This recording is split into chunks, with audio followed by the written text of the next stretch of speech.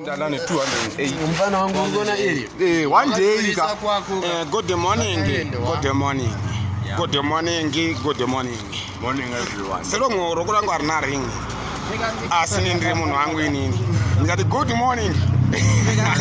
Varikundi wanongetaka pati vachanditsvaka rimwe zuva ndaona ravasakatsa ngoma randarongedza pane nguva vachindiwonongetsaka pati vachanditsvaka rimwe zuva ndaona ravasakatsa ngoma randarongedza Mitele mnaundiri pamishani andimiswe na satani anosaiza patani kamani ndiriri uchamani andirwiri maumani andikwate kombe. Alright, I know me tell you I'm straight to the point.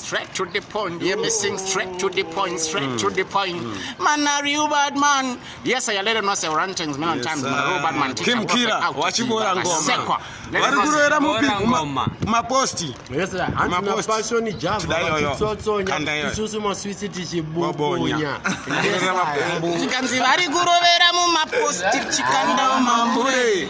Tichinopinda mabasa varikunomira zvigure vamwe vachirorwa muri kuita chiure upenyu ndewenyu nangoti nditsure kurovera maposti chikanda mambure tichinopinda mabasa varikunomira zvigure vamwe vachirorwa muri kuita chiure upenyu ndewenyu nangoti nditsure musarambe muchingosimbisana nguva inopfuura shandisa mukana shanda nesimba ronga ramangwana mari mudziyo usatambise waiwana chiborangoma chatifara vakarongeka ukuchengeta vakakuchengeta spenda malusi ebepo wakapoketa kwete kusikerodyiwa namuchandeta varikurovera mumaposti chikanda mambure tichinopinda mabasa varikunopinda zvigure vamwe vachirorwa muri kuita chiure Wenyu nangu ndingo kutsure ziwa life yako chekanzi idombo mageto yotse kuno varikurova dombo kavaona vakastika unonzwa urombo vamwe vakatotisa kumba nekuda kwedombo